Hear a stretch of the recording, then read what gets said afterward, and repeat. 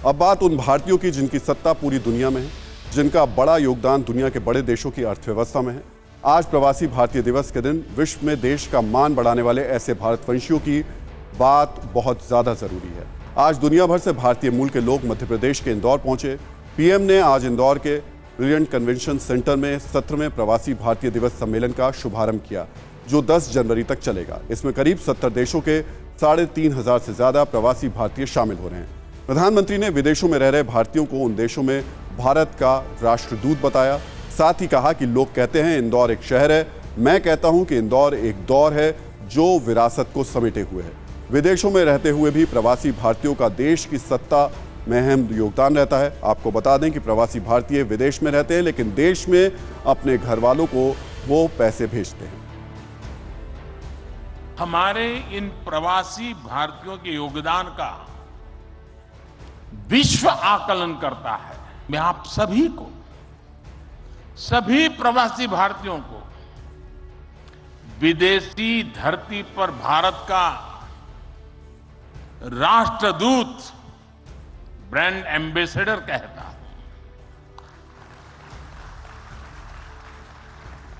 सरकारी व्यवस्था में राजदूत होते हैं, भारत की महान विरासत में आप राष्ट्रदूत होते हैं। लोग कहते हैं कि इंदौर एक शहर है, लेकिन मैं कहता हूं इंदौर एक दौर है।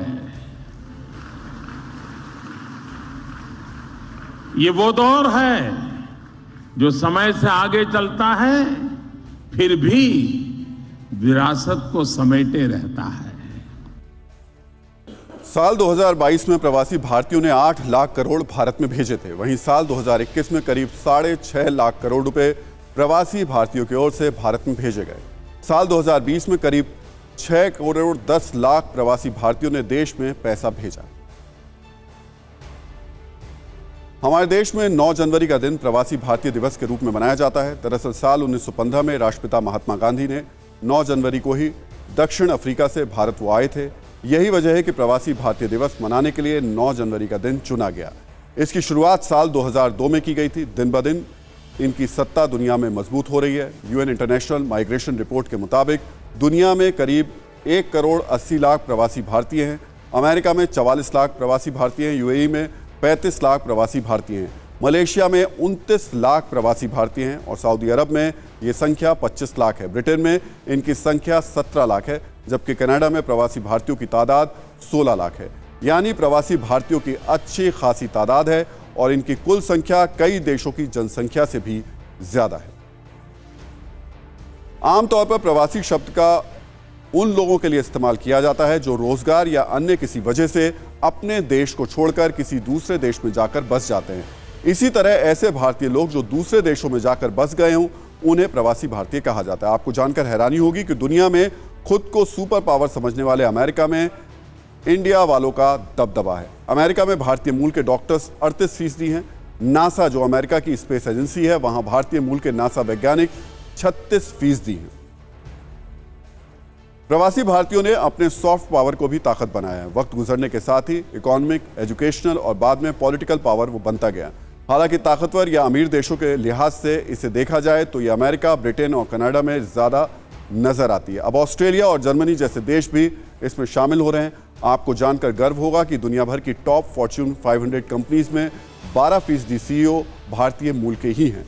अगर टॉप 5 CEO की बात करें तो सुंदर पिचई गूगल के CEO हैं, सत्या नडेला माइक्रोसॉफ्ट के CEO हैं, लीना नायर शनेल की CEO हैं, जबकि शांतनु नारायण एडोब के CEO हैं, अरविंद कृष्णा IBM के CEO हैं। अब आपको पिछले 24 घंटे की कुछ गैर राजनीतिक तस्वीरें भी दिखा देते हैं जो सोशल मीडिया पर वायरल हो रही हैं।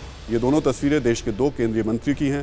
पहली तस्वीर विदेश मंत्री S जयशंकर की है, जो इंदौर में प्रवासी भारतीय दिवस समारोह में भाग लेने पहुंचे तो यहाँ लोकल फूड्स का टेस्ट करते दिखाई दिए। एक दुकान पर S जयशंकर चाट खाते हुए नजर आए।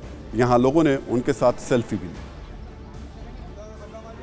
और दूसरी तस्वीर केंद्रीय मंत्री ज्योतिरादित्य सिंधिया की है। उन्होंने 7 जनवरी को ग्वालियर व्यापार मेले का उद्घाटन किया था। मेला उद्घाटन कार्यक्रम के बाद केंद्रीय मंत्री ज्योतिरादित्य सिंधिया ने एक दुकान पर जाकर भजिया तली।